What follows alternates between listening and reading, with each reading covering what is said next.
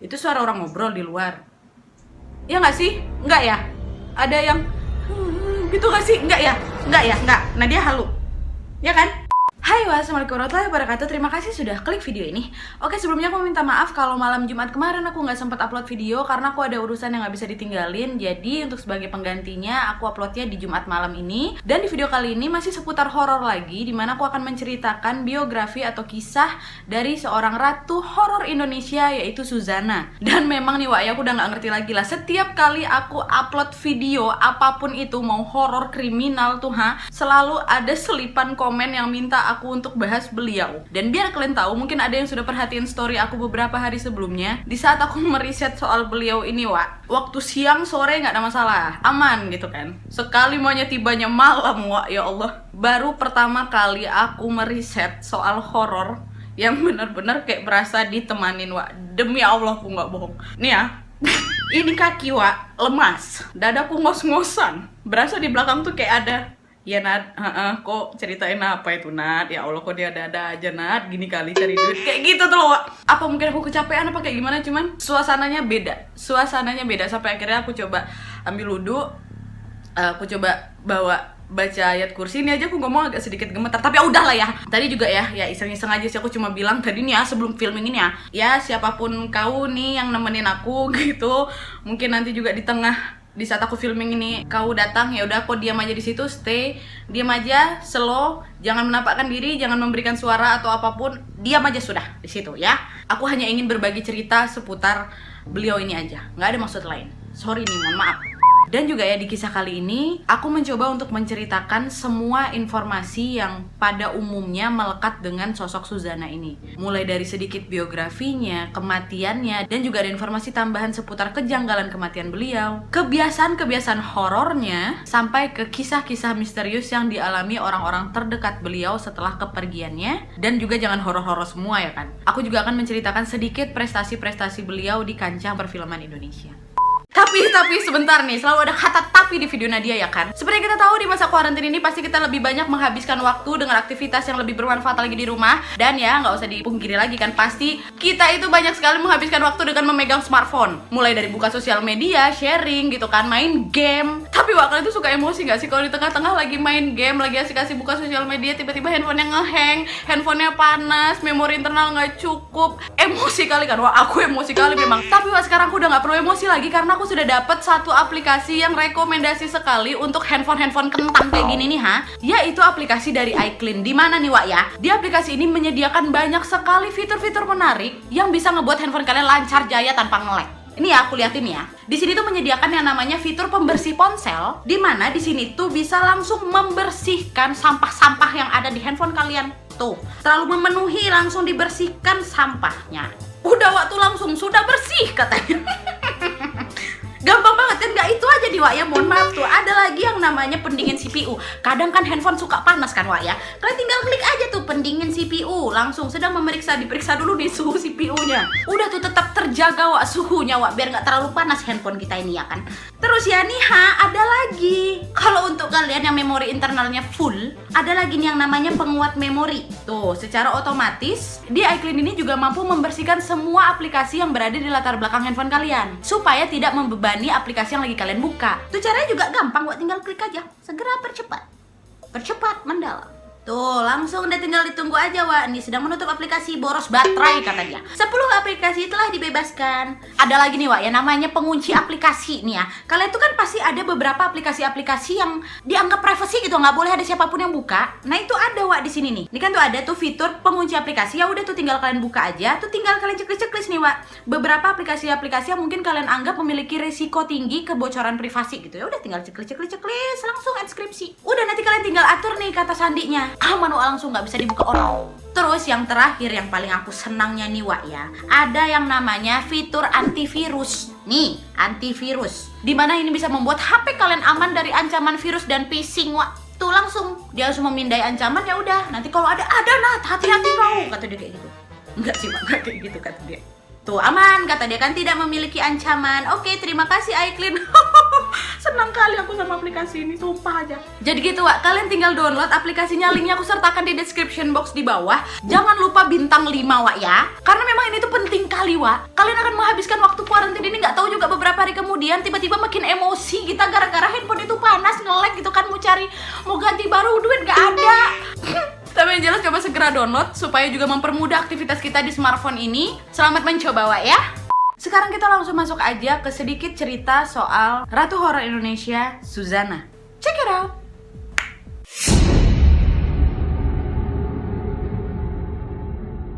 Dengan ciri khas dan karakternya yang sangat begitu kuat di film-film horor, inilah yang membuat Suzana ini mendapatkan julukan Ratu Horor Indonesia. Gimana enggak ya Wak ya? Cuma denger namanya aja udah cukup membuat bulu kuduk kita merinding kan? Langsung nih otomatis kebayang muka pucatnya, matanya hitam, rambutnya jebreng begitu. Ditambah lagi dengan tatapan matanya yang sangat tajam, pasti langsung membuat kita otomatis teringat jelas dengan sosok dari si Suzana ini. Beliau bernama lengkap Suzana Martha Frederica van Os yang lahir di Bogor, Jawa Barat pada tanggal 13 Oktober 1942. Beliau sudah berkecimpung di dunia film sejak tahun 1950-an dengan salah satu film legendarisnya yang berjudul Beranak Dalam Kubur yang dirilis pada tahun 1971 dan diremake kembali oleh Luna Maya di tahun 2018 lalu dengan judul Bernafas Dalam Kubur. Pada awalnya beliau ini sempat menikah dengan seorang aktor bernama Diki Suprapto dan dikaruniai 2 orang anak, yaitu Ari Adrianus dan Kiki Maria. Dan Kiki Maria pun juga sempat mengikuti jejak ibunya di dunia film. Sementara Ari Adrianus sayangnya meninggal pada tahun 1977 karena dikeroyok oleh sejumlah pemuda di depan rumah mereka. Dan pernikahan pertama Suzana ini tidak berlangsung cukup lama karena akhirnya mereka memutuskan bercerai dan kemudian Suzana menikah untuk kedua kalinya bersama mantan aktor Indonesia yang bernama Cliff Sangra. Dan mereka pun memiliki seorang anak angkat bernama Rama Yohanes. Meskipun sudah lebih dari 20 tahun tinggal bersama Cliff Sangra, hubungan mereka ini bisa dibilang harmonis dan juga hampir tidak pernah terdengar kabar dan gosip miring Wak. Sampai akhirnya di tahun 2003 lalu, Kiki Maria, anak dari hasil pernikahan pertamanya, melaporkan Cliff Sangra karena sudah melakukan penembakan kepada suaminya yang bernama Abriyarso Prihanto Boyho. Dan pada saat kejadian penembakan itu juga sempat ada desas-desus yang mengatakan bahwa Cliff Sangra ini sempat menyewa pembunuh bayaran untuk membunuh Suzana demi harta warisan.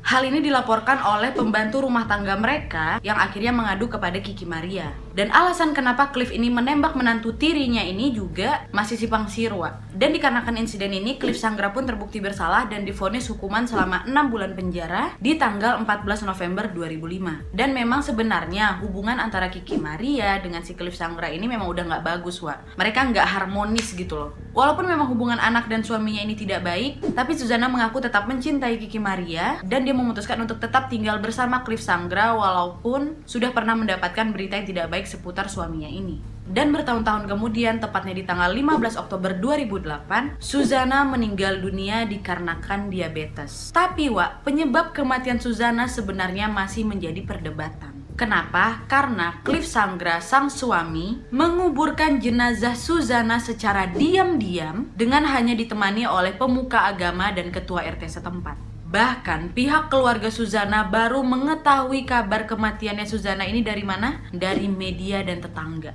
Tapi menurut penasihat hukum keluarga Suzana, Suzana memang sudah berwasiat bahwa jika dia meninggal, dia tidak ingin dipertontonkan dan diupacarakan secara besar-besaran. Dan Suzana pun dimakamkan di Magelang, satu liang lahat dengan anaknya Ari Adrianus dan kakaknya Irene Beatrix van Os. Nah, karena memang kematian Suzana ini sangat misterius dan menyimpan penuh kejanggalan yang hingga saat ini pun dianggap belum terpecahkan, pasti banyak orang yang bertanya-tanya seputar kematiannya ini kan. Tapi sayangnya tidak ada satu orang pun kecuali Cliff Sangra yang mengetahui secara pasti bagaimana Suzana menghembuskan nafas terakhirnya. Dan sekarang aku mau ngajak kalian untuk melihat beberapa kejanggalan-kejanggalan seputar kematian Suzana, Wak.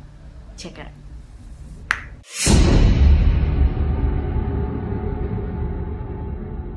Yang pertama, tidak ada keluarga besar yang melihat kematian Suzana. Ini yang membuat aneh, Wak. Anak kandungnya, keluarga Suzana, bahkan keluarga besar mantan suami Suzana tidak mengetahui soal kematian ini sama sekali. Keluarga dan orang-orang baru mengetahui kematian Suzana setelah Suzana dimakamkan. Bahkan Kiki Maria, anak kandungnya ini, baru mendapatkan kabar kematian ibunya ini dari media massa, Wak. Walaupun suaminya Cliff Sangra mengatakan ini adalah permintaan dari Suzana, tapi keluarga besar Suzana tidak dapat menerimanya karena tidak ada bukti tertulis dari wasiat Suzananya ini. Oleh karena itu banyak orang yang mencurigai wasiat yang dikatakan oleh Cliff Sangra.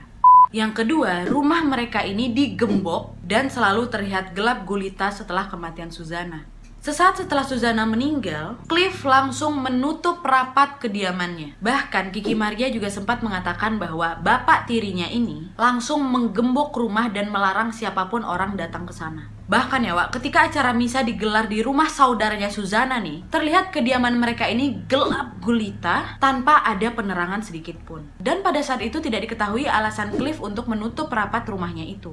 Yang ketiga, tidak ada misa dan doa setelah kematian Suzana. Hal ini disampaikan langsung oleh Kiki Maria yang mengatakan bahwa setelah kepergian ibunya, tidak ada misa dan doa yang dilakukan di rumah Suzana. Begitu juga hari-hari selanjutnya. Setelah 3 hari, 7 hari, bahkan 40 hari setelah meninggalnya Suzana. Yaitu sampai akhirnya inisiatif dari keluarga Suzana menggelar doa di rumah saudaranya Suzana. Nah tapi Wak, saat itu juga sempat dikabarkan kalau isi surat wasiatnya Suzana ini akan dibacakan oleh Cliff setelah 40 hari kematiannya Suzana. Tapi sampai hari yang ditentukan, surat itu pun tidak kunjung dibacakan Wak. Dan ya udah nggak tahu juga tuh ujungnya kayak mana.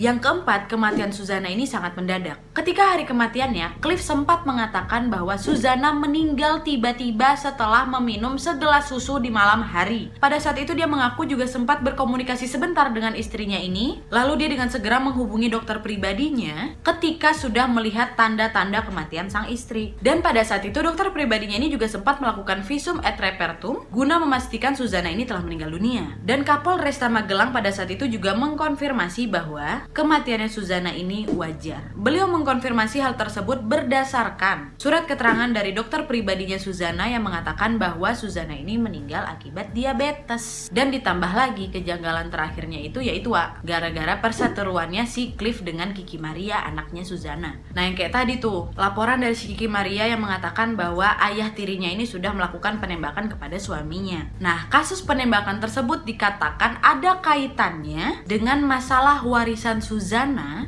yang akan dibagi-bagi kepada anaknya. Nah, dari masalah warisan ini juga timbullah isu yang mengatakan bahwa Cliff ini juga berencana ingin membunuh Suzana dengan menyewa pembunuh bayaran dengan imbalan 50 juta rupiah. Tapi hal itu juga cuma simpang siur aja Wak, nggak ada buktinya juga. Yang jelas dari perseteruan ini membuat keluarga Suzana mengalami hambatan untuk berkomunikasi dengan Suzana. Dan hal ini juga lah yang makin membuat keluarga Suzana sempat menduga ada sesuatu yang disembunyikan oleh Cliff seputar kematian Suzana. Walaupun memang sempat diperdebatkan alasan dari kematiannya Suzana, tapi banyak juga orang yang percaya bahwa hal ini memang sengaja disembunyikan oleh Cliff dikarenakan mengikuti wasiat dari istri tercinta tanpa ada maksud dibalik semua ini. Dan sekarang aku mau ngajak kalian untuk melihat atau lebih mengenal kebiasaan-kebiasaan yang aku anggap sedikit horor yang melekat dengan karakter ratu horor Indonesia ini ya Wak. Check it out.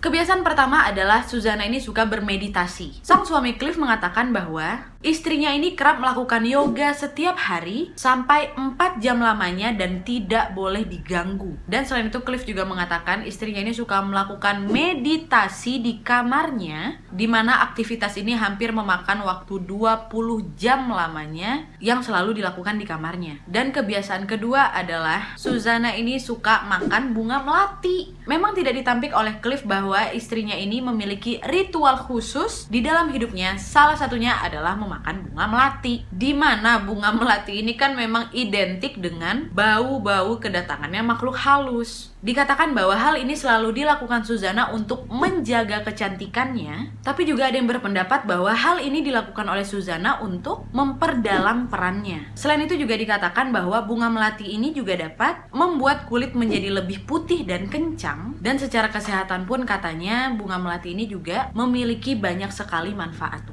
Mungkin kalau kalian yang berminat, mau kulit kencang, mau kulit putih, ya kan, menjaga kecantikan, nah itu kunyah lawak bunga melati. Mungkin juga kan ada beberapa dari kalian yang dengar teh bunga melati, ya itu mungkin lebih enak gitu dibanding kau ngunyah melati bulat-bulat tuh melati aja. Ya itu pula lah kebiasaannya kan Wak. Mungkin kalau kita dari dulu dibiasakan makan bunga melati, mungkin itu juga biasa-biasa aja.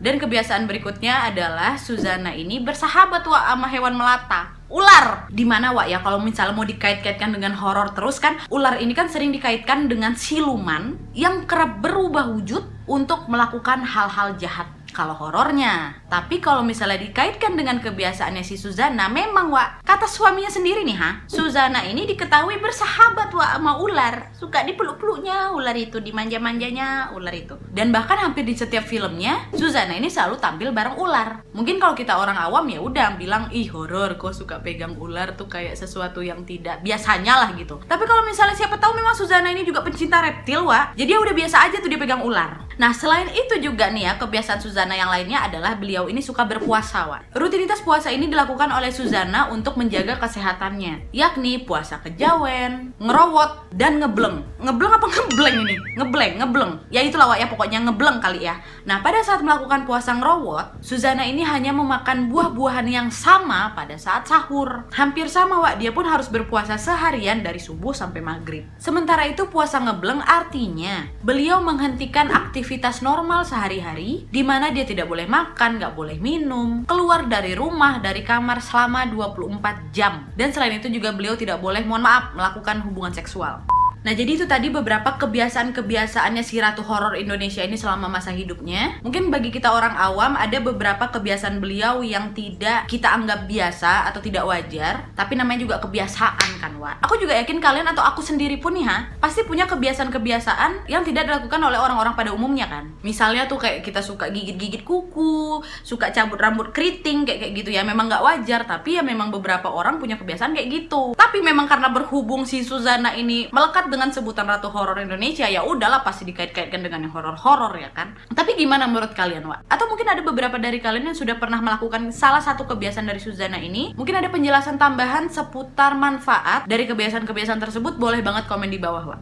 Nah sekarang kita akan masuk ke bagian yang pada saat aku meriset bagian ini, aku merasa ditemanin. Aku lemas, kos-kosan mau pulang, Mami.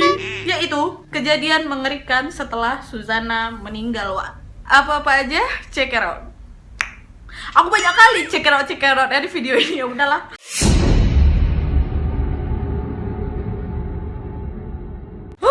Aku tuh mau mulai ini tuh kayak deg-degan sendiri gitu loh Wak.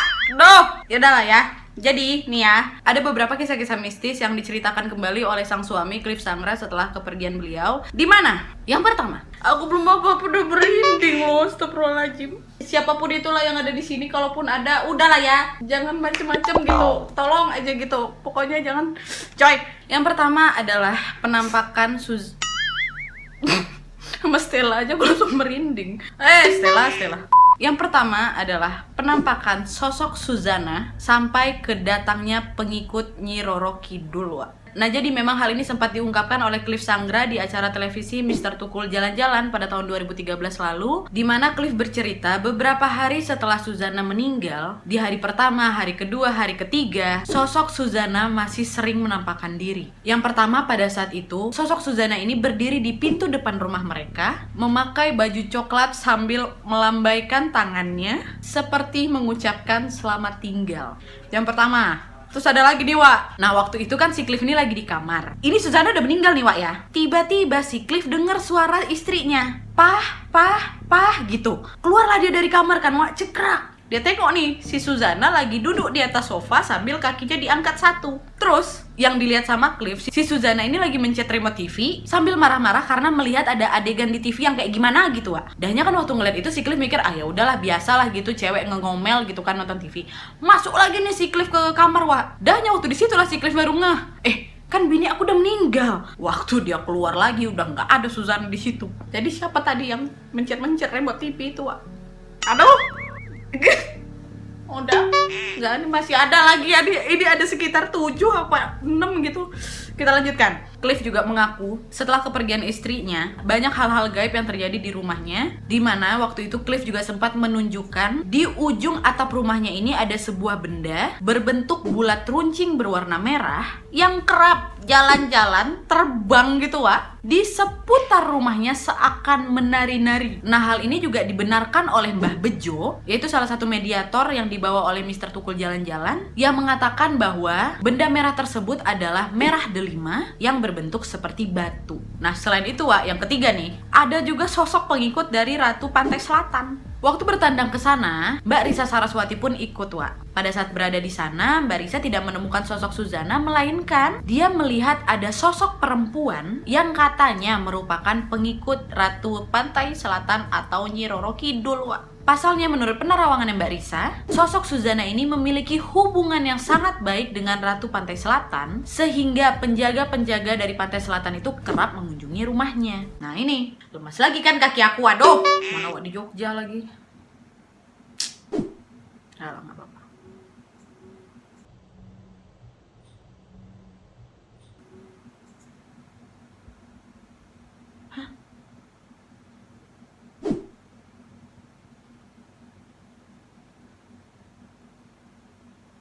Dengar gak sih, Wak? Hah? Iya gak sih? Enggak sih, enggak ya, aku halu ya, halu. Itu suara orang ngobrol di luar. Iya gak sih? Enggak ya? Ada yang gitu gak sih? Enggak ya? Enggak ya? Enggak. Nah dia halu. Ya kan? Kok aku dengarnya di sini? Enggak, udah enggak. Ini masih poin ketiga nih. Ini masih ada 4 lagi nih, gimana dong? Ya udahlah. Udah nih. Ya kalaupun ada ya sudah gitu loh, Wak. Maksud aku gitu aja, kita biar sama-sama enak aja gitu loh, ya kan? Ya kan? Ya enggak? Ya? Jangan macam-macam. Tolong please. Tolong. Udah aku nggak ganggu kau, kok jangan ganggu aku. Semoga tadi aku halu. Please, katakan tadi aku halu. Tunggu bentar, Wak. Nah, nggak itu aja, Wak. Si klip ini juga sempat mengatakan bahwa kalian ingatkan kalau Suzana ini memiliki kebiasaan meditasi. Meditasi ini kan dilakukan di kamarnya. Terus setelah meninggalnya Suzana, Cliff mengaku dirinya masih kerap melihat sang istri di tempat meditasinya, Wak. Tapi kata Om Cliff juga, dia mengatakan dia tidak hanya melihat sosok istrinya, tapi juga ada sosok-sosok lain di mana dia mengaku sempat melihat sosok genderuwo yang sangat besar dan memiliki sayap, Wak. Bisa nggak kalian bayangin tuh? Nggak itu aja, sosoknya ini juga digambarkan berwajah dan berhidung runcing.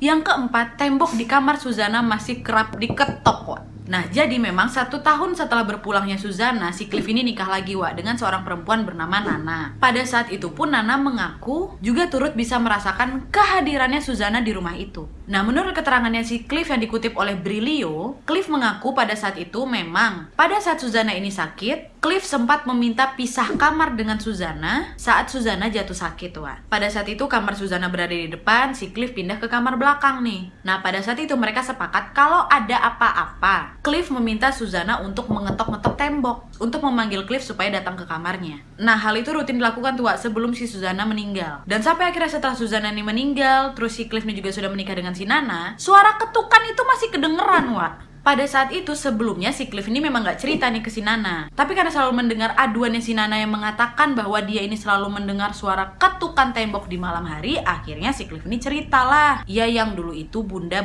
sebutnya Suzana ini suka ngetok-ngetok tembok kalau membutuhkan bantuan. Dan walaupun hal ini sering terjadi setiap harinya, Nana masih kerap merasa ketakutan dengan suara ketukan tersebut. Tapi menurut keterangannya si Cliff, Nana ini belum sempat melihat sosoknya si Suzana, Wak. Dia hanya sering mendengar suara ketukan tembok itu. Gimana sih suara tembok itu? Ay, jangan lagi, nah. Jangan kau tanya di mana, nanti diketok betulan nama dia, coy. Enggak usah. Nyari pasal. Yang kelima adalah penampakan kaki di meja rias kamarnya Suzana. Nah, ini balik lagi nih, Wak, kesaksian dari si Nana, istrinya si Cliff sekarang, yang dia beritahu di sebuah acara rumpi dari Feni Rose, di mana Nana bercerita bahwa dia ini juga sempat didatangi oleh Suzana tapi dalam mimpi. Di mana waktu itu digambarkan Suzana ini memakai baju kebaya berwarna hijau dan terlihat sangat-sangat cantik. Nah, pada saat itu Nana mengatakan bahwa salah satu kegiatan rutin sehari-hari adalah membersihkan kamar mendiang Suzana. Dan setelah bertahun-tahun pun tinggal di sana, Nana mengaku masih kerap merinding kalau ada di dalam situ. Sampai akhirnya rasa ketakutannya itu bertambah lagi ketika waktu sedang membersihkan kamar Suzana, Nana melihat ada sepasang kaki di bawah meja riasnya Suzana. Berarti kalau di bawah meja rias kaki, kan tuh meja, berarti nggak ada badannya, kakinya aja. Ya nggak sih? Aduh, gue bayangin. Udah.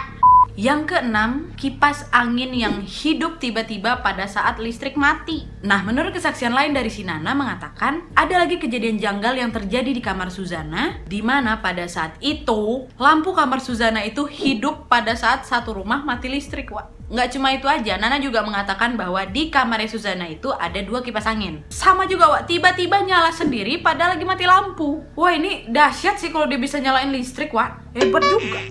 Yang terakhir adalah pengalaman dari kru film Bernafas dalam Kubur. Nah, seperti yang aku jelaskan sebelumnya, salah satu film legendarisnya Suzana adalah Beranak dalam Kubur kan, dirilis tahun 1971. Setelah itu di-remake lagi nih, film horor sang legenda ini yang diperankan oleh Luna Maya pada tahun 2018 silam dan diberi judul Bernafas dalam Kubur. Proses syuting film ini juga memakan waktu kurang lebih 50 harian. Nah, sang peran utama Luna Maya mengaku dia tidak merasakan kejadian-kejadian aneh, tapi walaupun demikian, Luna Maya membongkar bahwa ada kru film yang kesurupan, Wak. Gak cuma itu aja, bahkan suara tangisan, kemunculan ular tiba-tiba di lokasi syuting pun kerap terjadi. Pada saat itu Luna mengatakan bahwa di tengah-tengah proses syuting, dia mendengar ada suara aneh yang sepertinya adalah suara tangisan. Terus tiba-tiba ada yang ngomong puncak Gunung Kawi. Dan kata Luna Maya juga, pada saat proses syuting, ular paling banyak dijumpai. Tapi menurut Luna Maya, banyaknya ular yang muncul pada saat proses syuting dikarenakan rumah yang digunakan untuk syuting tersebut tidak pernah terpakai sehingga tidak terawat. Oke, jadi itu tadi beberapa kejadian-kejadian mistis setelah berpulangnya sang ratu horor Indonesia yaitu Suzana. Gimana menurut kalian? Dan sekarang kita masuk lagi ke part terakhir. Dari tadi horor-horor aja kan, Wak. Aku juga udah cukup bergidik nih, ha.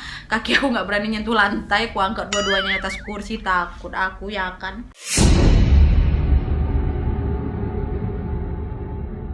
Sampai saat ini pun aku yakin tidak ada lagi artis siapapun yang bisa menggantikan posisinya Suzana sebagai predikat ratu horor. Seolah-olah memang predikat ratu horor ini tidak bisa tergantikan oleh siapapun. Kenapa demikian? Tidak ada orang yang bisa setotal dirinya dalam memainkan peran. Ya seperti kalian tahu, aktris ini tuh selalu menyita, bahkan benar-benar menyihir para penonton, bahkan dengan efek yang di masa itu. Terutama yang paling kita kenal adalah tatapan matanya saat melotot sampai ke tertawa cekikikannya yang sampai saat ini masih bikin orang merinding. Dan selain itu juga ada kebiasaannya ya kayak tadi, mulai dari makan bunga melati, bertapa, meditasi, yang merupakan kegiatannya sehari-hari yang memang membuat kehidupan dari ratu horor ini makin menyeramkan kan, Wak. Walaupun memang dirinya sempat menampik dan mengatakan bahwa kebiasaan tersebut khusus untuk kesehatannya, tapi mau kayak gimana pun kesan mistis masih akan terus terasa. Mungkin hal ini juga yang mengantarkan dia menjadi seorang ratu horor Indonesia,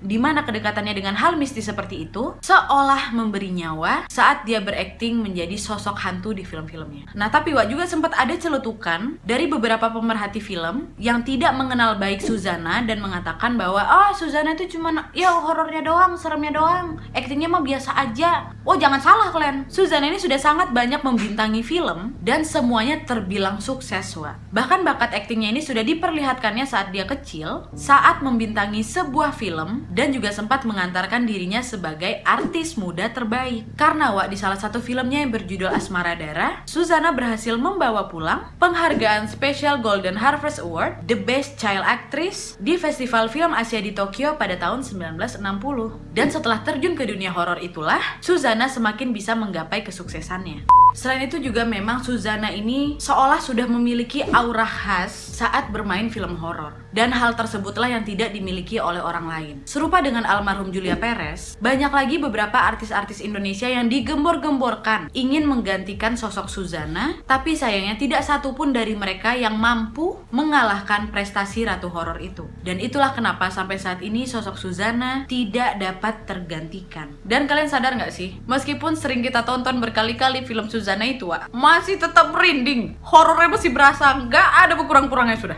Ya nggak sih? Aku biarlah kalau mau nonton itu ya, bagian dia bokir, coy. Aku tuh kayak nggak berani bercanda, Wak. Tahu kan kalian, kadang mulut aku nih pun seenak-enaknya. Nanti betul masalahnya beda, Wak, ya kan? Kalau setan di Indonesia tuh seolah kita tuh satu frekuensi, dia tuh bisa kapan aja datang gitu. Katanya kan juga kalau disebut-sebut gitu datang gitu loh, Wak. Aku nggak bilang Suzana yang datang gitu loh, entah siapa aja lah gitu. Ya nggak sih? Ya nggak sih, Wak? Nggak ya, aku halu ya. Oke deh. Oke Wak, jadi itu tadi beberapa kisah-kisah seputar Ratu Horor Suzana. Gimana menurut kalian? Ada atau tidak informasi-informasi tambahan seputar Ratu Horor ini? Boleh banget komen di bawah. Dan yang jelas informasi-informasi yang aku dapatkan sini aku rangkum dari beberapa artikel-artikel yang gampang banget bisa kalian cari di internet. Dan aku hanya mengambil beberapa poin-poin yang penting aja yang secara umum mungkin menjadi pertanyaan besar seputar kehidupan Suzana ini. Kalau misalnya mau dicari lagi Wak, banyak, tapi nggak usah lah ya. Segini aja udah cukup bikin awak takut, ya kan? Oke Wak, jadi sekian dulu videonya. Terima kasih yang sudah menonton. Kalau kalian suka video ini, klik like-nya. Jangan lupa komen di bawah untuk ide-ide dan saran-saran untuk video selanjutnya. Jangan lupa nyalain notifikasinya supaya kalian tahu kalau aku upload video baru. And as always, jangan lupa untuk klik tombol subscribe supaya kalian sama-sama tahu informasi menarik dan menegangkan dari channel aku. See you next video Wak. Bye!